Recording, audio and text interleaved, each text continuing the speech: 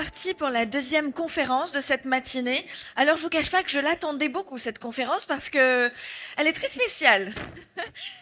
La thématique c'est plonger dans le cœur de l'inattendu, les bénéfices du flou. Moi je suis très curieuse de voir s'il y a des bénéfices dans le flou. Il paraît qu'il y en a, mais j'en suis sûre que on va être très très très surpris de savoir que le flou peut être certainement quelque chose de très révélateur.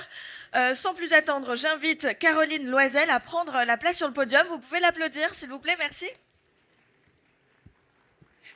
Bonjour à toutes et à tous. Alors j'ai fait 100 slides aujourd'hui, donc j'ai une petite fiche au cas où je perds. Alors j'ai appelé ça plongée. On va pas faire de la plongée parce qu'en fait, j'en ai jamais fait de plongée, donc je ne connais pas les différents niveaux. Donc pour ceux qui sont claustro, il n'y a pas de problème, ça va être plus une plongée horizontale. Je vais plus vous emmener dans une croisière touristique. On va visiter les phares du flou.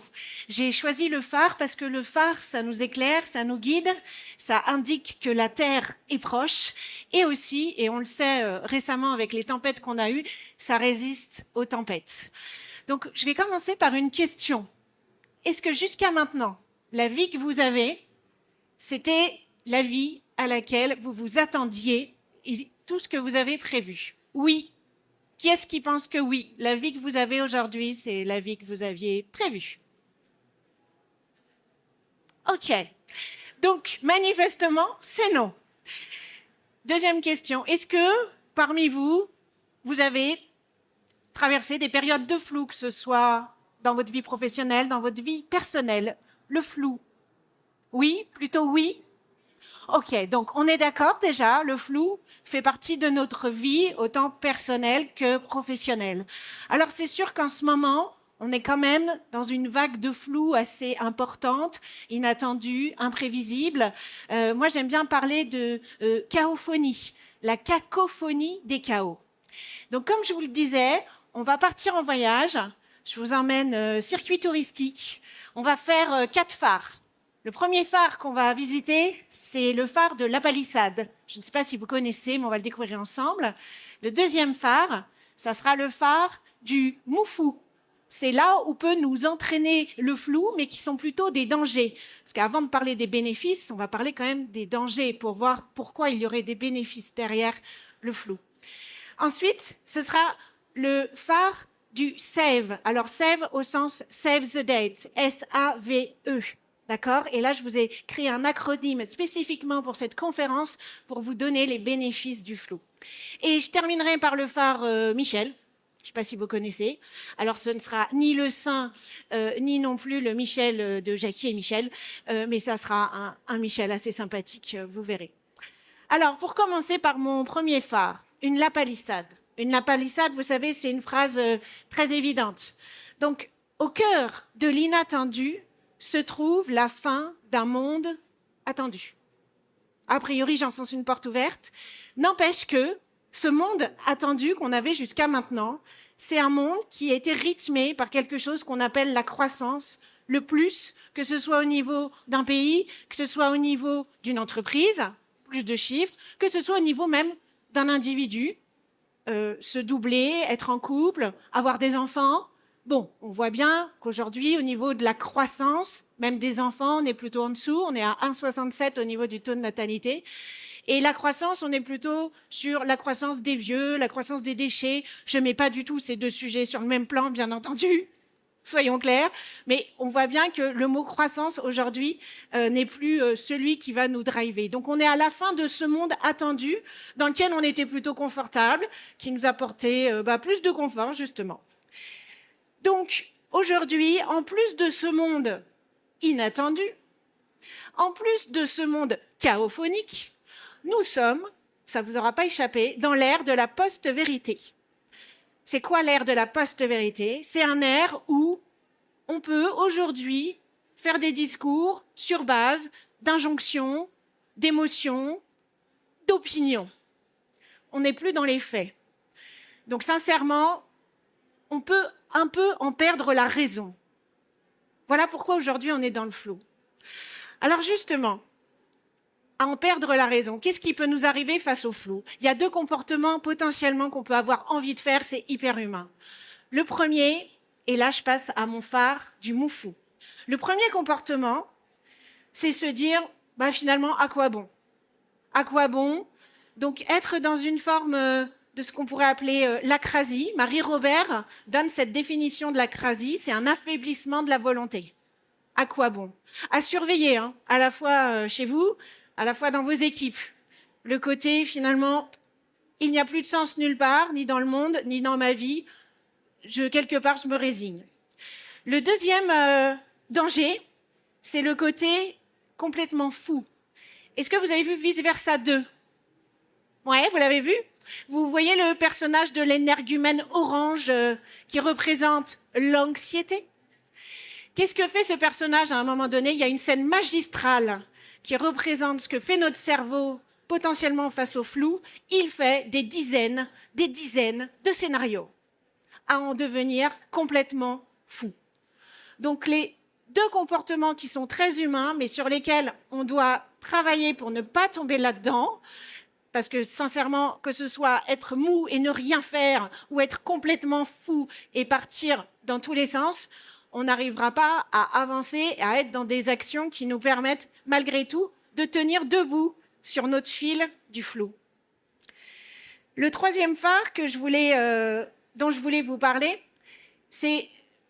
Alors, je vais prendre une petite anecdote récente, un petit flou éphémère. Parfois, on est dans des périodes de flou qui sont hyper difficiles. Donc, je ne vais pas vous parler de rupture. Je vais plus vous parler d'une petite anecdote qui m'est arrivée récemment. J'étais à Saint-Paul-de-Léon. Je me rends compte que le bus que je devais prendre pour rentrer à Roscoff, il n'est pas là, il n'existe pas. J'ai inventé ce bus. Donc, j'ai 50 balais. Je ne sais toujours pas lire des horaires de bus, mais voilà. Donc, je suis dans un flou, je suis complètement hagarde, je ne sais pas ce que je vais faire. Soit j'attends 2 heures, soit je marche 1 heure, voilà, je suis perdue. Et là, j'entends une voix. Vous allez à Roscoff? Je dis oui, et je prends la voiture qui s'est proposée d'elle-même. Et là, je me retrouve partie pour 2 heures, complètement improbable, pas du tout prévu dans mon agenda. Normalement, j'avais des choses à faire, je devais rentrer.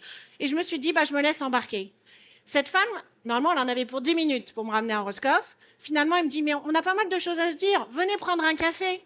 On prend un café. Et finalement, de fil en aiguille, on a passé 2 heures ensemble. On est reparti même. Elle m'a emmené faire un petit voyage touristique autour de Roscoff.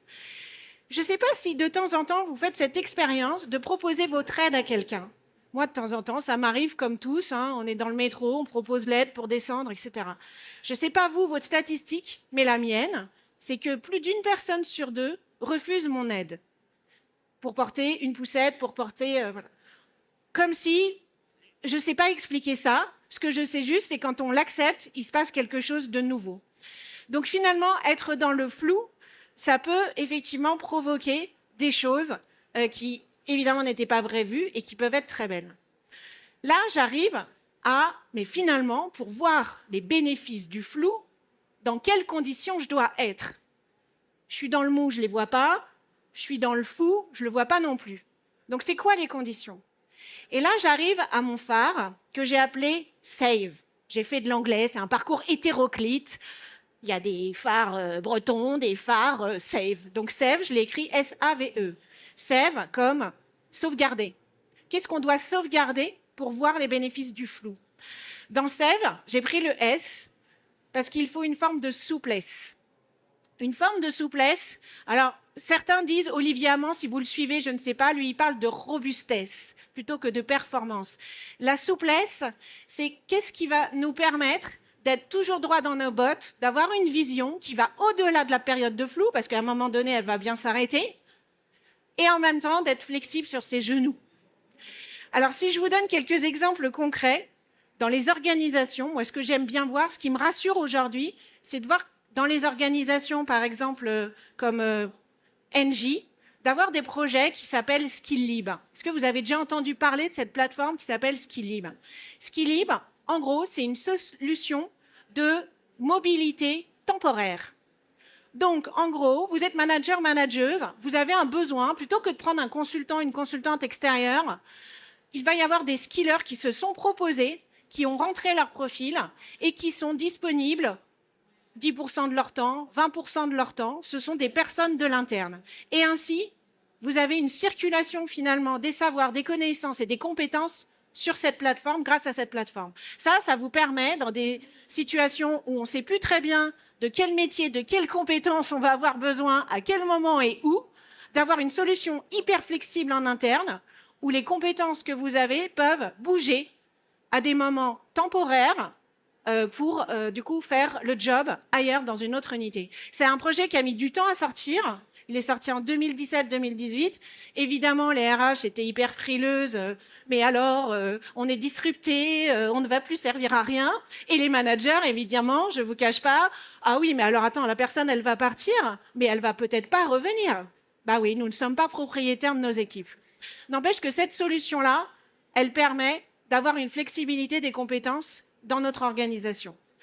Autre exemple que j'aime bien, c'est toutes ces organisations, et là il y en a plusieurs, qui ont en fait à l'intérieur mis des agences. Donc il y a l'agence chez Orange par exemple, avec que des seniors, des consultants, qui vont venir accompagner les personnes qui ont du mal dans une période de flou, alors on dit de transformation, de mutation, je pense qu'un jour on va peut-être dire oser en période de crise, en période de chaos, pour venir aider ces managers à vivre cette période.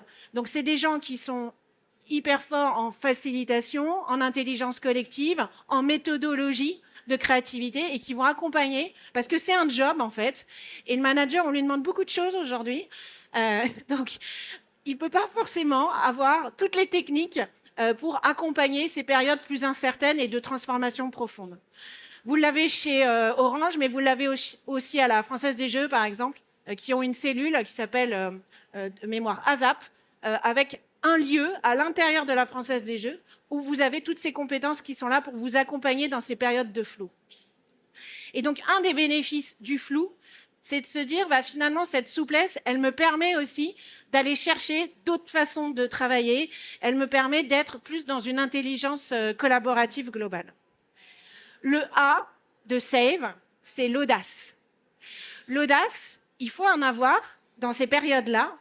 Et un des exemples récents, moi j'aime bien aussi parler souvent des sujets de diversité et d'inclusion. Je ne sais pas si vous avez vu le dernier post d'Isabelle Bastide, qui est CEO au sein du groupe Page Group, et qui a posté leur action de mentoring inversé, donc avec les plus jeunes, qui sont avec des jeunes dirigeants, des jeunes ou moins jeunes dirigeants, sur des sujets de diversité et d'inclusion. Je vous invite vraiment à aller voir la vidéo. En gros, qu'est-ce qu'ils ont fait? Sur des sujets, par exemple, comme discrimination des femmes noires. Sur des sujets comme invisibilité des femmes salariées qui sont lesbiennes. Ces personnes-là, elles en ont parlé, et donc elles ont été mises en binôme avec un des dirigeants de l'entreprise pour parler de ce sujet. Et derrière, mise en place d'action au sein de l'entreprise. Moi, j'adore ces solutions-là parce que c'est des solutions internes, c'est des solutions qui assument complètement qu'on a aussi le sujet dans notre entreprise. Donc, je vous invite vraiment à aller regarder ce que je fais Page Group. Autre chose, dans le flou aussi de ces sujets de diversité et d'inclusion, c'est le fait de se dire on assume le sujet. Je ne sais pas si vous avez vu ces points P.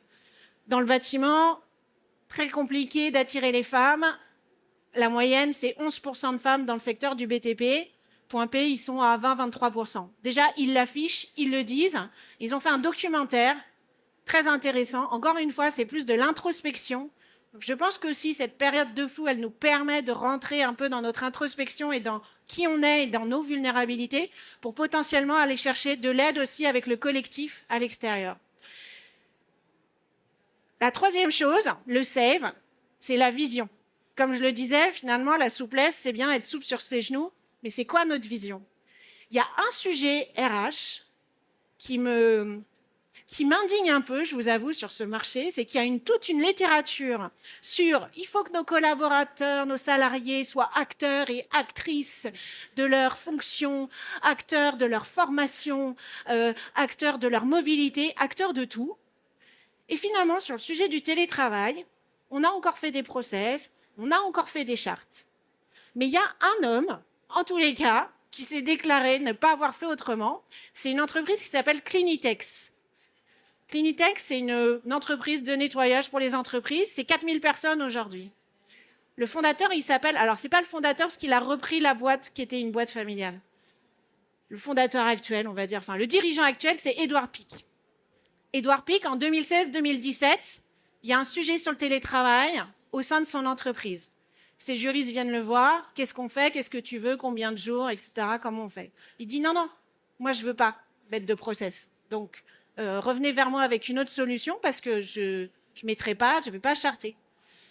Les juristes commencent un peu à regarder dans l'entreprise comment le sujet pourrait être géré et ils reviennent avec cette solution qui a été acceptée par Édouard Pic, mais c'est ce qu'il voulait. Pas de charte. Il n'y a pas de charte sur le télétravail. Il y a juste 2 messages. Le premier, le télétravail n'est pas interdit, donc vous avez le droit d'en faire. Et le deuxième, il y a quand même un principe, une phrase qu'on connaît tous, loin des yeux, loin du cœur. Aujourd'hui, donc ça fait plus de 6-7 ans que ça se passe comme ça, il n'y a pas de charte de télétravail. Et moi, je trouve que dans ces périodes de flou, on n'a pas besoin de nous rajouter des process. On n'a pas besoin de nous rajouter des normes. Parce que je ne pense pas que là, chacun d'ici d'entre vous, si demain vous avez des décisions à prendre dans une zone de flou, c'est sûrement pas la réglementation, la norme ou le process qui va vous aider. Des exemples, on connaît tous l'atterrissage du fameux avion Hudson. Il n'a respecté aucun protocole pour atterrir ailleurs que ce que le protocole aurait dit. Il a sauvé tout le monde, y compris lui, y compris ses passagers. Donc, surtout que le télétravail, pour juste refaire un petit sujet là-dessus, on a tous validé que nous n'avons pas la vie aujourd'hui que nous attendions. Nous avons tous nous avons tous vécu des périodes de flou. En fonction de nos moments de vie, parfois j'aurais besoin de télétravail, parfois j'en aurais pas besoin.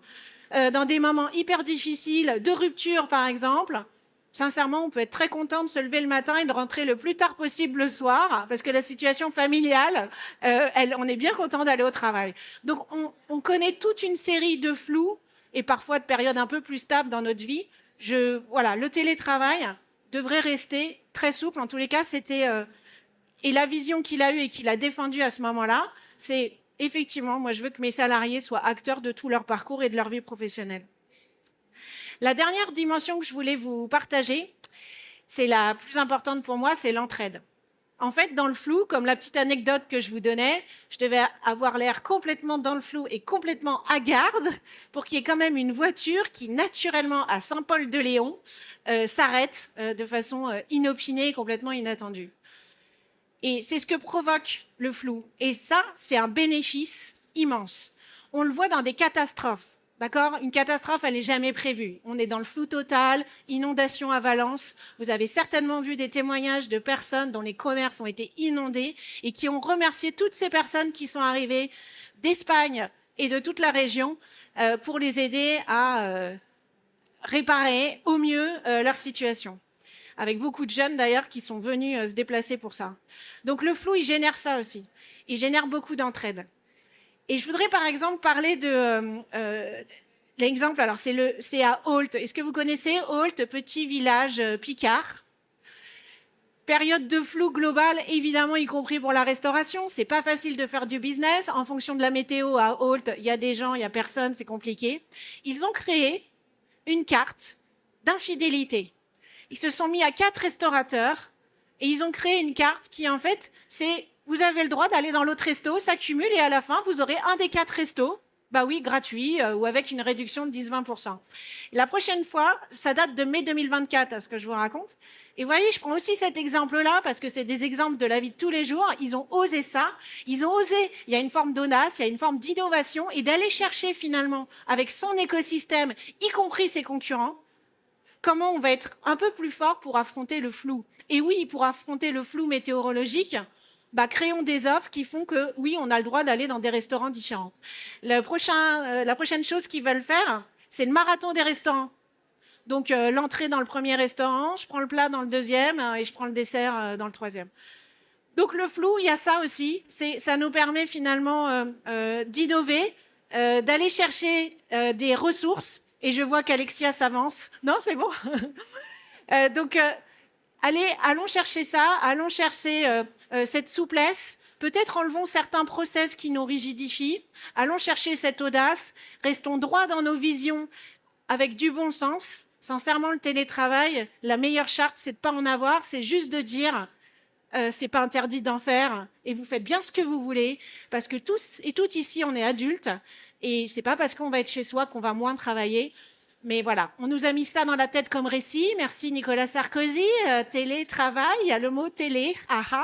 Voilà, donc ces nouveaux récits, créons des nouveaux récits beaucoup plus souples. Et je voulais terminer par le phare Michel. Alors Michel, c'est plutôt Montaigne. Montaigne, il nous dit quoi? Michel Montaigne, il nous dit, en fait, ça va mesurer le fait qu'on soit... c'est un signe de bonne santé que d'être tolérant à l'inattendu. Ça veut dire qu'on est toujours actif, qu'on est toujours prêt à innover, prêt à créer. Donc j'ai envie de terminer là-dessus et de voir si vous avez des questions sur cette intervention des bénéfices du flou. C'est bon? Merci beaucoup. On peut l'applaudir? Merci pour cette merveilleuse conférence. Est-ce que vous avez des questions? Non, pas de questions. Alors sachez que Caroline sera présente donc au stand librairie J80 pour faire des dédicaces. Vous pouvez lui poser un peu plus de questions avec plus de temps si vous êtes un petit peu timide ce matin. Je vois qu'il y a beaucoup de gens timides ce matin. Moi, j'ai peut-être une question pour toi, puisqu'on a quand même 4 minutes. J'ai envie voilà, qu'on utilise un petit peu ce temps. Qu'est-ce qui se passe quand on est dans un flou de est-ce que je reste ou est-ce que je postule ailleurs? Est-ce que et qu'on n'arrive pas vraiment à se confier à notre RH, notre supérieur, parce que si on commence à parler de son flou et de ses hésitations, ce serait peut-être pas la bonne personne qui peut nous indiquer. Il y aurait des red flags, attention. Qu'est-ce qu'on fait? Parce que ça peut être aussi un petit peu embêtant quand on se sent plus motivé, mais on est aussi dans le flou de qu'est-ce qu'on veut faire, on sait pas quoi faire. Je pense que dans ces cas-là, effectivement, alors déjà, c'est mieux d'être dans un climat de confiance. Moi, j'adorerais qu'on puisse aller voir sa RH et lui dire, écoute, je me pose plein de questions et voilà mes nouveaux besoins. J'aimerais progresser sur telle dimension. Mais ça, aujourd'hui, tu peux le faire. Tu as l'entretien au-delà de la performance, Ouais. tu as ton entretien qui te permet, ton entretien de carrière qui te permet de suivre un peu tout ça. C'est à ce moment-là qu'il faut être courageux et avoir posé ces mots sur qu'est-ce qui nous manque et qu'est-ce qu'on voudrait. Et la solution, elle est peut-être à l'intérieur de l'entreprise. Il y a un autre élément que j'ai pas dit. Quand je parlais de l'écosystème avec mes petits restaurateurs, il y a quand même une réglementation qui existe en France, qui est le partage de main-d'œuvre. On peut se partager de la main-d'œuvre avec d'autres entreprises qui vont être dans le même tissu local. Moi, je crois beaucoup à ça. Il y a un mot qu'on n'utilise pas beaucoup, qui est le mot circulation. Comment on fait circuler nos compétences, nos métiers? Et je crois beaucoup à la renaissance du tissu local. On a été dans l'ère de l'hypermondialisation, de la globalisation. L'un n'empêche pas l'autre. Mais on a un peu oublié la dimension du local. Et comment, dans ton tissu local économique, tu peux faire des partenariats avec les entreprises qui sont autour de toi, qui proposent potentiellement des jobs qui pourraient plaire à un de tes employés à un moment donné de sa vie, qui pour un an pourrait partir dans l'autre entreprise qui est juste à côté. Il y a les fameux congés respiration, mais ça c'est quand on s'appelle Orange qu'on peut faire ça, donc tout le monde ne peut pas le faire. Ouais. Ou au bout de 15 ans de fidélité, voilà, vous pouvez faire autre chose. Mais à toute échelle, on peut faire ça. C'est vraiment l'entraide. Tu vois, c'est le dernier levier que j'ai donné dans le flou. C'est comment tu oses aller voir ton écosystème qui est juste à côté et créer des nouvelles solutions pour partager tes ressources finalement. Et puis surtout, ne pas avoir peur en tant que DRH, d'avoir quelqu'un qui est dans le flou, qui vient nous rejoindre pour dire je sais plus quoi faire, je sais pas, je suis pas motivée, mais en même temps j'ai pas envie de partir. En fait, c'est ne pas avoir peur aussi de ce flou quand il n'est pas chez nous, mais il est chez l'autre. Exactement. Et juste aussi, il y a des expériences qui ont été faites, je ne sais pas si elles existent encore, il y avait du mentoring croisé à un moment donné sur Issy-Moulineaux entre les entreprises TF1, Coca-Cola, Française des Jeux, où en fait vous étiez mentoré par une personne qui était dans une autre entreprise. Et ça apporte évidemment un autre regard. Et tu te sens plus à l'aise pour parler de tes projets et pour parler de tes besoins avec quelqu'un de l'extérieur qui va t'apporter une autre vision. Merci beaucoup. On peut l'applaudir? Merci. Merci. Et je voulais juste préciser, mon livre, il n'est pas sur le flou. Je l'ai coécrit avec Emmanuel Vivier, qui est cofondateur du Hub Institute. Ça s'appelle Le Guide du futur des RH et du management. Voilà, il a été écrit, publié chez Erol en 2020, la meilleure année. Nous sommes sortis le 6 février, d'enfer pour la promotion. Merci.